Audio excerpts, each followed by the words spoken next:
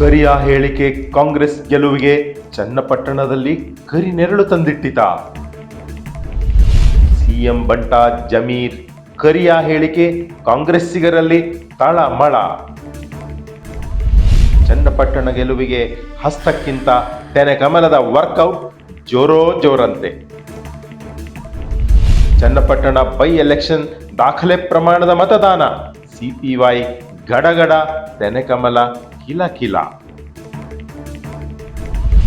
ಚನ್ನಪಟ್ಟಣ ಗೆಲುವಿಗೆ ಕೂದಲೆಳೆಯ ಅಂತರವಂತೆ. ರಿಸಲ್ಟ್ಗೆ ಮೊದಲೇ ಸೋಲೊಪ್ಪಿದ್ರ ಯೋಗಿ. ಒಕ್ಕಲಿಗರ ದೈತ್ಯ ಶಕ್ತಿ ಹಿರೇಗೌಡರ ಮೊಮ್ಮಗ ಗೆದ್ದೆ ಬಿಟ್ರ ಚನ್ನಪಟ್ಟಣ ಆಸ್ಥಾನ.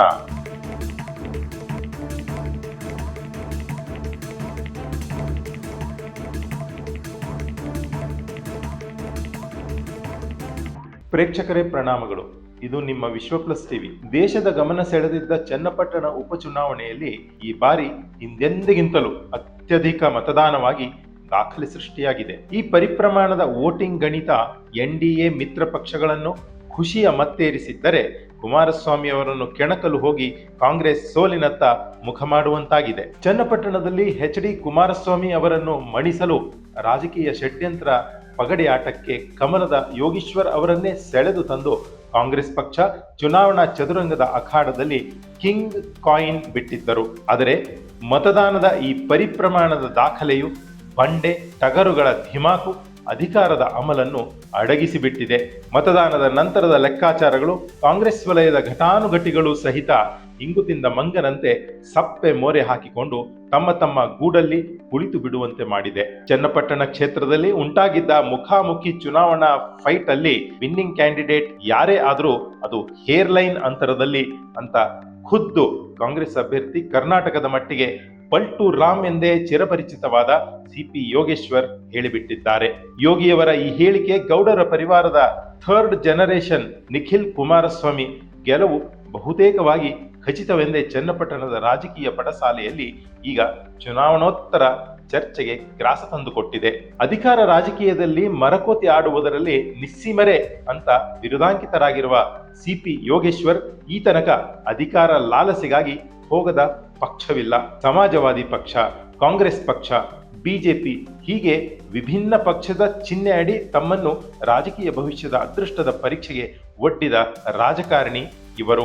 ಮೊನ್ನೆ ನಡೆದ ಬೈ ಎಲೆಕ್ಷನ್ ಸಂದರ್ಭದಲ್ಲಿ ತಮಗೆ ಮೈತ್ರಿ ಅಭ್ಯರ್ಥಿ ಟಿಕೆಟ್ ಸಿಗುವುದಿಲ್ಲ ಎಂದು ಖಾತ್ರಿ ಆದಾಗ ರಾತ್ರೋರಾತ್ರಿ ತೀರ್ಮಾನ ಮಾಡಿ ಬಿಜೆಪಿ ಪಕ್ಷಕ್ಕೆ ರಾಜೀನಾಮೆ ಕೊಟ್ಟರು ಕಾಂಗ್ರೆಸ್ ಪಕ್ಷದ ಕೈ ಹಿಡಿದಿದ್ದರು ಈ ಯೋಗೇಶ್ವರ್. ಕೆಸರಿನ ಕಮಲ ಬಿಟ್ಟು ಕೈ ಪಕ್ಷವನ್ನು ರಪಕ್ಕನೆ ಹಿಡಿದಾಗ ಅವರಿಗೆ ಪಿ ಫಾರಂ ಸಿಕ್ಕಿತ್ತು. ಒಕ್ಕಲಿಗ ಸಮಾಜದ ಮತಗಳ ಜೊತೆಗೆ ಮುಸಲ್ಮಾನರ ಮತಗಳು ಪ್ಲಸ್ ಆಗಿ ತಾನೇ ಗೆದ್ದು ಬಿಡ್ತೀನಿ ಅಂದ್ಕೊಂಡಿದ್ರು ಬೀಗುತ್ತಾ ಈ ಯೋಗೇಶ್ವರ. ಆದರೆ ಕಡೆಗಳಿಗೆ ಇದೆ ನೋಡಿ, ಅದು ಕರಿಯ ಶಬ್ದ ಬಳಕೆ ಮಾಡಿದ್ದರಿಂದ ಸಂಪೂರ್ಣ ಚನ್ನಪಟ್ಟಣ ಚುನಾವಣಾ ಅಖಾಡದ ಪಿಚ್ಚನ್ನೇ ಬದಲಾಯಿಸಿ ಬಿಟ್ಟಿತ್ತು.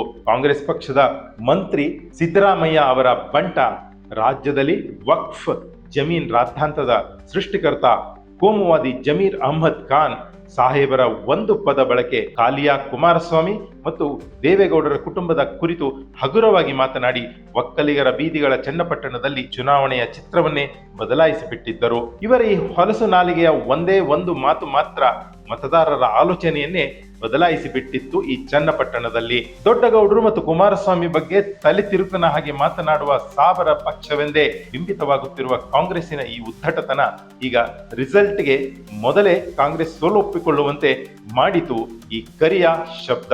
ಕಾಂಗ್ರೆಸ್ಸಿನ ನಿರೀಕ್ಷೆಗೆ ಇದು ಮಣ್ಣು ಮುಕ್ಕಿಸುವಂತಾಗಿದೆ. ಇದಕ್ಕೆಲ್ಲ ಕಾರಣ ಮತದಾನ ನಡೆದ ಇಡೀ ದಿನ ಗಡೆ ಗಳಿಗೆ ತನಕ ಮತಗಟ್ಟೆಗಳಿಗೆ ಮತದಾರ ಮುಗಿಬಿದ್ದು ಮತದಾನ ಮಾಡಿದ ಕ್ರಮವೆಂದು ಇಲ್ಲಿ ನೆನಪಿಸಿಕೊಳ್ಳಬೇಕಾಗುತ್ತದೆ. ಚನ್ನಪಟ್ಟಣದ ಪ್ರಬುದ್ಧ ಮತದಾರನ ತೀರ್ಮಾನ ಇಡೀ ಕಾಂಗ್ರೆಸ್ ಪಕ್ಷವನ್ನು, ಅದರ ನಿರೀಕ್ಷೆಗಳನ್ನು ಕ್ಷೇತ್ರದ ಮಟ್ಟಿಗೆ ಮಾತ್ರ ಮಖಾಡೆ ಮಲಗಿಸಿದಂತೆ ಭಾಸವಾಗ್ತಾ ಇದೆ. ಇನ್ನೊಂದು ಕಾರಣ ಅಂತ ಹೇಳಿದ್ರೆ ಯೋಗೇಶ್ವರ್ ಅವರು ನೀಡಿರುವ ಹತಾಶೆಯ ಸ್ಟೇಟ್ಮೆಂಟ್. ಜಮೀರ್ ಅಹ್ಮದ್ ಖಾನ್ ಅವರ ಮಾತೆ ತನ್ನ ಬ್ಯಾಂಕಿನಲ್ಲಿದ್ದ ಒಕ್ಕಲಿಗ ಮತಗಳು ಎನ್ಡಿಎ ಅಭ್ಯರ್ಥಿ ಪರ ವಾಲಿರಲು ಪ್ರಧಾನ ಕಾರಣವೆಂದು ಯೋಗೇಶ್ವರ್ ಹೇಳಿಕೊಂಡಿದ್ದಾರೆ. ಪ್ರೇಕ್ಷಕರೇ, ಚನ್ನಪಟ್ಟಣ ವಿಧಾನಸಭಾ ಕ್ಷೇತ್ರದಲ್ಲಿ ಸರದಾರನಾಗಲು ಕನಿಷ್ಠ 1 ಲಕ್ಷ ಅದಕ್ಕೂ ಹೆಚ್ಚು ಮತ ಬರಬೇಕು. ಯೋಗೇಶ್ವರ್ ಬಳಿ ತಮ್ಮ ಸಮಾಜದ 85,000 ಮತಗಳ ಬ್ಯಾಂಕ್ ಇತ್ತಂತೆ. ಕಾಂಗ್ರೆಸ್ ಪಕ್ಷ ಸೇರಿಕೊಂಡು ಅಖಾಡಕ್ಕೆ ಇಳಿದಿದ್ದರಿಂದ ಕಾಂಗ್ರೆಸ್ ಪಕ್ಷದ ಪ್ಲಸ್ ಓಟುಗಳಾದ ಕ್ಷೇತ್ರದಲ್ಲಿ ಮುಸಲ್ಮಾನರ 15,000 ಮತಗಳು ತಮಗೆ ಆಡಾನಾಗಿ ತಮ್ಮ ಗೆಲುವಿನ ಗಣಿತವು ನಿರಾಯಾಸದಿಂದ ಫುಲ್ಫಿಲ್ ಆಗುತ್ತೆ ಅಂತ ಅನ್ಕೊಂಡಿದ್ರು ಈ ಯೋಗೇಶ್ವರ್. ಜಮೀರ್ ಸಾಬ್ರ ಹೇಳಿಕೆ ಚನ್ನಪಟ್ಟಣದ ಎಲೆಕ್ಷನ್ ಪಿಚ್ ಬದಲಾಯಿಸಿ ಹಾಕಿತು. ಕಾಲಿಯ ಕುಮಾರಸ್ವಾಮಿ ಹೇಳಿಕೆ ಎನ್ಡಿಎ ಅಭ್ಯರ್ಥಿಗೆ ವರದಾನವಾಗಿ ಪರಿಣಮಿಸಿದೆ. ಉಪಮುಖ್ಯಮಂತ್ರಿ ಡಿಕೆ ಶಿವಕುಮಾರ್, ಮಾಜಿ ಸಂಸದ ಡಿಕೆ ಸುರೇಶ್ ಹಾಗೂ ಖುದ್ದು ತಾನು ಯೋಗೇಶ್ವರ್ ತಾವು 3 ಮಂದಿ ಒಕ್ಕಲಿಗರೇ ಆಗಿದ್ದರೂ ಸಹ ಚನ್ನಪಟ್ಟಣದ ಜನತೆಗೆ ಮಾತ್ರ ಮಾಸ್ ಲೀಡರ್ ಅಂತ ಇಲ್ಲಿವರೆಗೂ ತಮ್ಮನ್ನು ಒಪ್ಪಿಕೊಂಡಿಲ್ಲ. ದೇವೇಗೌಡರು, ಕುಮಾರಸ್ವಾಮಿ ಮಾತ್ರ ಇಲ್ಲಿಯ ಒಕ್ಕಲಿಗರಿಗೆ ತಮ್ಮ ಮಾಸ್ ಲೀಡರ್ ಎಂದೇ ಬಿಂಬಿತರಾಗಿದ್ದಾರೆ. ಹೀಗೆ ಖುದ್ದು ಸಿಪಿ ಯೋಗೇಶ್ವರ ಅವರೇ ಹೇಳಿಕೊಂಡಿದ್ದಾರೆ. ಅಂದ್ರೆ ಚನ್ನಪಟ್ಟಣದ ರಿಸಲ್ಟ್ ಆಲ್ಮೋಸ್ಟ್ ಕ್ಲಿಯರ್ ಆದಂತೆ. ಎನ್ಡಿಎ ಅಭ್ಯರ್ಥಿ ಇಲ್ಲಿ ವಿನ್ನಿಂಗ್ ಕ್ಯಾಂಡಿಡೇಟ್ ಅಂತಲೇ ಚರ್ಚೆಗೆ ಗ್ರಾಸ ತಂದುಕೊಟ್ಟಿದೆ. ಮಾಜಿ ಪ್ರಧಾನಿ ದೇವೇಗೌಡರು ಕರ್ನಾಟಕ ಒಕ್ಕಲಿಗ ಸಮಾಜದ ದೈತ್ಯ ಶಕ್ತಿ, ಕುಮಾರಸ್ವಾಮಿ ಒಕ್ಕಲಿಗ ಸಮಾಜದ ನಾಯಕ. ದೇವೇಗೌಡರು, ಕುಮಾರಸ್ವಾಮಿ ಈ ಕ್ಷೇತ್ರವನ್ನು ತಮ್ಮ ಕುಟುಂಬದ ಸುಪರ್ದಿಯಲ್ಲಿ ಉಳಿಸಿಕೊಳ್ಳಲು ಅಖಾಡದಲ್ಲಿ ಕಾಂಗ್ರೆಸ್ ವಿರುದ್ಧ ಮೊಮ್ಮಗನನ್ನೇ ಕುಮಾರಸ್ವಾಮಿ ಅವರ ಸುಪುತ್ರ ನಿಖಿಲ್ ಅವರನ್ನೇ ಅಖಾಡದ ಗಾಳಕ್ಕೆ ಇಳಿಸಿದ್ದರು ದೇವೇಗೌಡರು. ಸಮಾಜದ ಮತಗಳ ಜೊತೆಗೆ ಹಿಂದುತ್ವದ ಕಾರ್ಡ್, ಮೋದಿ ಮೇನಿಯಾ ಇವರಿಗೆ ಪ್ಲಸ್ ಆಗಿತ್ತು. ಹಾಗಾಗಿ ಯೋಗಿಗಿಂತ ನಿಖಿಲ್ ಅವರ ಗೆಲುವು ನಿಶ್ಚಿತವೆಂಬಂತೆ ರಿಸಲ್ಟ್ಗೆ ಇನ್ನು 1 ವಾರ ಇರುವಾಗಲೇ ಬಿಂಬಿತವಾಗ್ತಾ ಇದೆ. ಕಾಂಗ್ರೆಸ್ ಮುಖಂಡರು, ಮಂತ್ರಿ ಮಹೋದಯರು ಕೆಲವು ಹೇಳಿಕೆಗಳನ್ನು ಚುನಾವಣಾ ಸಂದರ್ಭದಲ್ಲಿ ವಿನಾಕಾರಣ ಎಳೆದು ತಂದು ಕಾಂಗ್ರೆಸ್ ಅಭ್ಯರ್ಥಿ ಗೆಲುವಿಗೆ ಮುಳುವಾದ್ರು ಅಂತ ಖುದ್ದು ಅಭ್ಯರ್ಥಿ ಯೋಗೇಶ್ವರ್ ಹೇಳ್ತಾರೆ. ಪ್ರಚಾರಕ್ಕೆ ಬಂದು ಆಟ ಕೆಡಿಸಿ ಹಾಕಿದ ಜಮೀರ್ ಬಗ್ಗೆ ಯೋಗೇಶ್ವರ್ ಅಸಮಾಧಾನ ವ್ಯಕ್ತಪಡಿಸುತ್ತಾರೆ. ಈ ಅಸಮಾಧಾನ ರಿಸಲ್ಟ್ ಮೊದಲೇ ಈಗ ಯೋಗೇಶ್ವರ್ ಸೋಲೊಪ್ಪಿದ್ರಾ ಅಂತ ಅನುಮಾನದ ಹೊಗೆ ಆಡುವಂತೆ ಮಾಡಿದೆ. ಒಂದೊಂದು ಎಲೆಕ್ಷನ್ ಸೀಸನ್ನಲ್ಲಿ ಯಾರು ಬಿ ಫಾರ್ಮ್ ಕೊಡ್ತಾರೋ ಅವರ ಪಕ್ಷದ ಪಿಚ್ಚೇರಿ ರಾಜಕೀಯದ ಆಟ ಆಡುವ ಸಿಪಿ ಯೋಗೇಶ್ವರ್ ಪೊಲಿಟಿಕಲ್ ಕೆರಿಯರ್ ಮಾತ್ರ ಕ್ರಿಕೆಟಿನ IPL ಮ್ಯಾಚ್ ಥರಾನೇ ಆಗ್ಬಿಟ್ಟಿದೆ. ಇವರು ಕಾಂಗ್ರೆಸ್ಸು, ಸಮಾಜವಾದಿ ಪಕ್ಷ, ಬಿಜೆಪಿ ಈಗ ಮರಳಿ ಯೂಟರ್ನ್ ಹೊಡೆದು ಇದೇ ಕಾಂಗ್ರೆಸ್ ಸೇರಿ ಕೈ ಪಕ್ಷವನ್ನು ತಮ್ಮ ಪೊಲಿಟಿಕಲ್ ಪಿಚ್ ಮಾಡಿಕೊಂಡು ಚುನಾವಣಾ ರಾಜಕೀಯದ ಭವಿಷ್ಯ ಪರೀಕ್ಷೆಯಲ್ಲಿ ಇಳಿದಿದ್ದಾರೆ.